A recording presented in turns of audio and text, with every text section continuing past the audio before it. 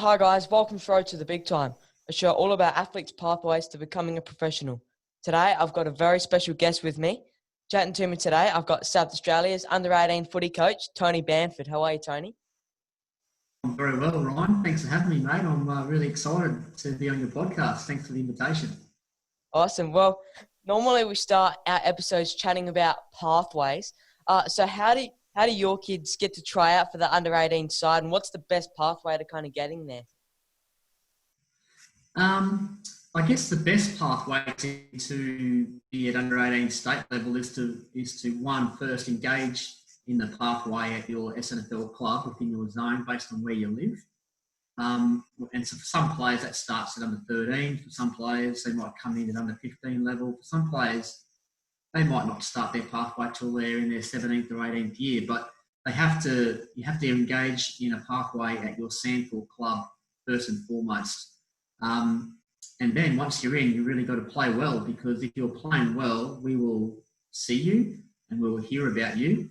And then we'll start to take notice and track your progress pretty much from the age of sort of 16 up until their under 18th year. And we do also rely heavily on feedback and information provided by the coach and talent manager at each of the SANFL clubs. So it's not like we have tryouts as such as you might have at your local club. It's more about playing well consistently, being a good person on and off the field, and then getting a nomination from your club.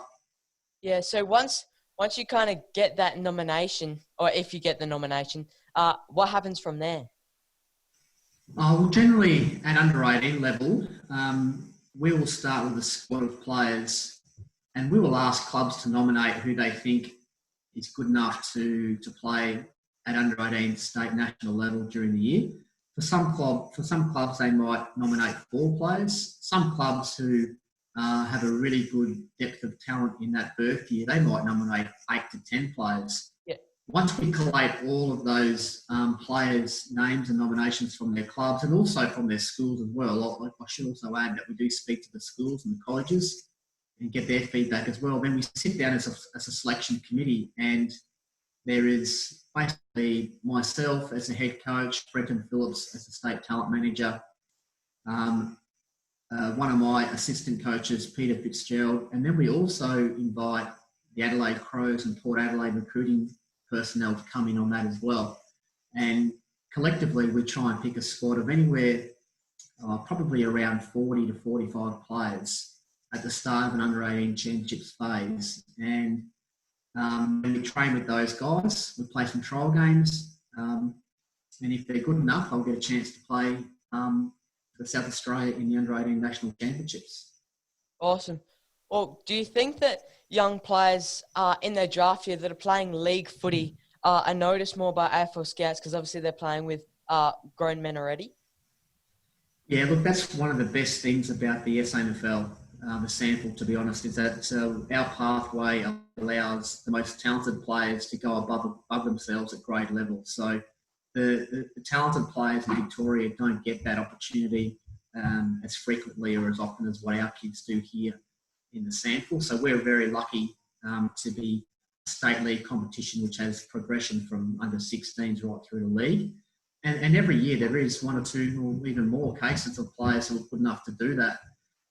I don't necessarily think that because they play league, they get looked at more often, because the talent guys and the scouts at AFL clubs will watch the players play regardless of what level they're playing at. Yep. They'll go and watch guys play at college. They'll go and watch them play in their SANFL under-18 team if they're playing at that level. They'll go and watch them play in reserve grade if they're playing at reserve grade. So I wouldn't say that they get seen more often at league level, but what they do is the recruiters get a chance to look at them play against bigger, heavier, stronger men to see how they stack up at that level. And the speed of the ball movement at league level is obviously a lot quicker than what it is at under 18 and reserve grade level as well. So it certainly has its advantages for the players and also for the recruiting scouts to get to see the guys play against men. Yeah. Well, you guys would have like so many like fitness tests, like your sprints and your jumps and stuff like that. How much is this looked at by team selectors, and how much does it like kind of weigh in? Like you could be not very good at these tests, but you're just a gun footballer. Yeah. Like how much does it kind of weigh in?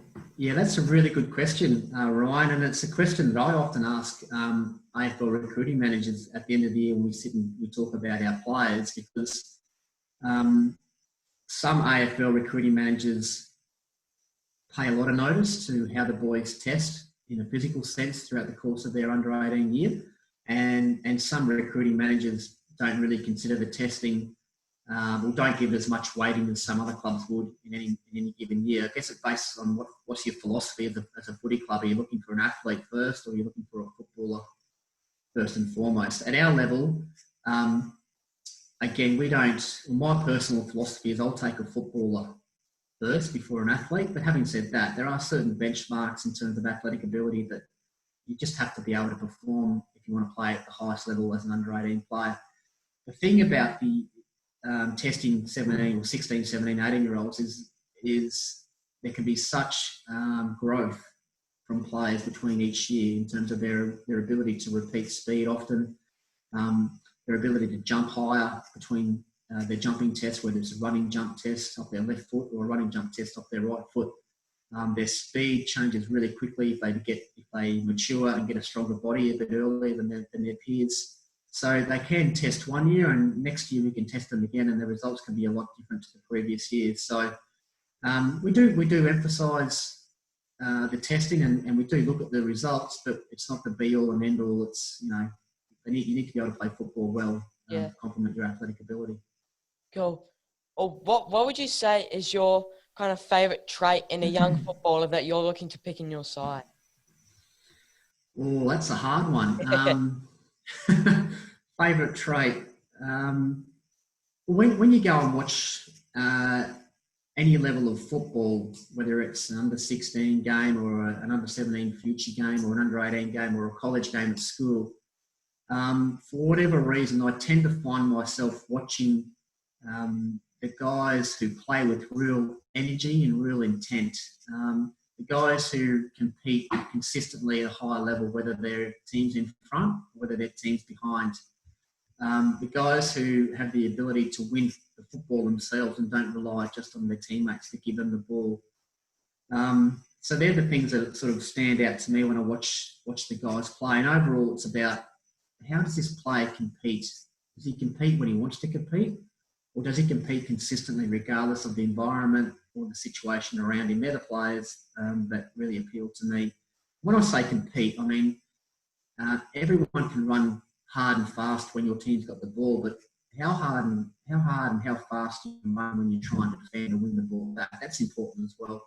And a lot of talented kids, between the age of 15 and 18 are very good at offense, but not many are invested defensively as what they probably should be at that age, and that's perfectly normal for talent at that age group. So I guess the short answer is I like players who compete, and I like players who bring energy, and the last one is I like players who go out of their way to play a team first mentality. So what are they doing when they haven't got the ball to help their teammates out? Are they running to shepherd, or are they running to get an outnumber? Are they blocking for another guy to win the ball first?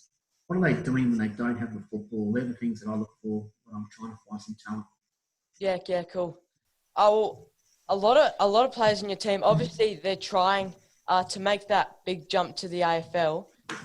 Because of this, do you think it's harder to kind of build a team culture? Well, it's not impossible, and it's something that since I've taken over. I've been in this role for 3 years now. It's something that I feel is really important in a high-performance environment, which is what we're trying to create. It's making sure that everyone involved in our program, between all 40 players, or if there's more, all of our staff, which is sometimes up to 20 staff, everyone plays a really important role in what we're trying to achieve as a team. The thing is, with our program, we don't have a lot of time. It's not like a full 10-month season like it would be at a normal club. We really probably only get, we get about 9 weeks uninterrupted during our program for the under-18 phase in terms of the championships. So it's not a great deal of time to be building them, or formulating a really, really strong culture. What we try and do is make sure that we bring the right people in terms of players and their character. And obviously, you need to be able to play football if you want to be in one of our sports, but you've also got to be a good person, and you have to conduct yourself in a really responsible and mature way on and off the field. And I think if you get the right people into your squad as well as the staff as well, I think the culture piece sort of takes care of itself. Yep. It's a good question, and I'm sure everyone's heard about AFL clubs and how much work they put into building their cultures, and we do a similar thing, but probably to a lesser degree because of the time available. Cool. Oh, what kind of expectations do you have on your players away from big squad training sessions? Again, that's a good question, Ryan, and it's not all about being a good footballer. And I mentioned it before in my previous answer about culture. I tend to find if you invest the right time and resources into finding quality people to bring into your program, the culture thing can take care of itself a little bit. But we have expectations on our players, whether they're with us in an under-18 state training phase or whether they're back at their school or college or SANFL club, that they continue to be the best person that they can be on and off the field. So I'm talking about going to school, being punctual, doing as best they possibly can to achieve the best results. We understand that not all of our footballers are going to get straight A's, but we expect that they try their best, and we expect that they provide leadership to those people around them on a social stance as well as not just a football stance, because we understand that because they're good footballers, their peers at their school and they're back at their local club are going to watch what they do and mimic what they do. So we talk to our players about setting good standards for others to follow, and all in all, just be grateful of the opportunity that they've got and be mindful that people their age would like to be in their shoes, so they have a responsibility to live life in a really quality way with strong values. And like I said, the SANFL clubs do a fantastic job at their development squad level, already starting this process around being a good person far before we get our hands on them. So our jobs are made easy because of the great work that the SANFL clubs do. Yeah, awesome. Well, when your players are obviously trying to make that jump to the AFL, what kind of questions do you get asked from the AFL clubs about your players? Again, it's a bit of a club-by-club approach in terms of the AFL recruiters. Some recruiters will speak to me, probably anywhere from 6 to 12 times in the course of one football season. Some of the other clubs, national recruiters might only speak once or twice. So everyone has their own methods and how they go about it.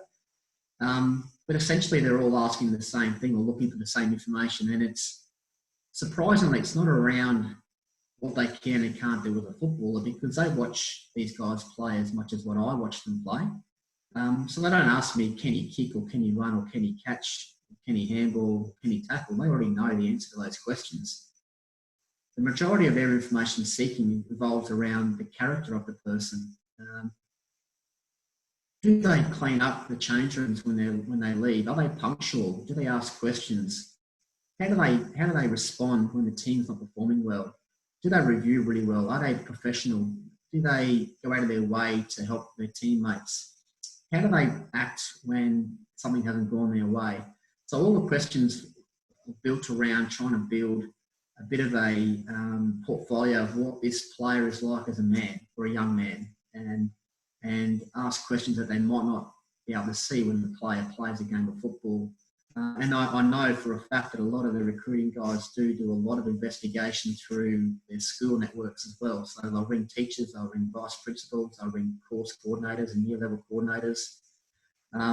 Some of them even ring the players' friends or opposition players to get an opinion on other guys as well. So, they'll want to know about their strengths and weaknesses as a player, but most importantly, they want to know what kind of person they are. Well, to finish off, what would be your best piece of advice to a young junior footballer? Oh, wow. To a young junior footballer, I guess oh, if I had to narrow it down to just one thing, Ryan, I would probably say if you want to be elite, you have to invest some of your own time into your development. You can't just rock up at your local club twice a week and do 45 minutes of training and expect to be better than everyone else. You've got to do extras, whether that's an extra fitness session each week or an extra kicking session each week, or even just an extra game review session, so you're learning more about the game and how you play. So if I had to give you one thing, it would be do extra training. Yeah, awesome. Okay, mate, it's been a pleasure to chat to you today, but that's all the questions I've got for you. You've given some great advice, so thanks a lot for coming on the show. Mate, it's been a pleasure. It's been good fun, and I saw your other episode with Jacko Haley. That was a ripper. Yeah. So you're doing a good job, mate. And before we know it, you'll be probably hosting your own radio show or maybe Channel 7 commentator the way you're going. So keep up the good work, mate. But happy to help out. Cheers. Well, this has been Road to the Big Time.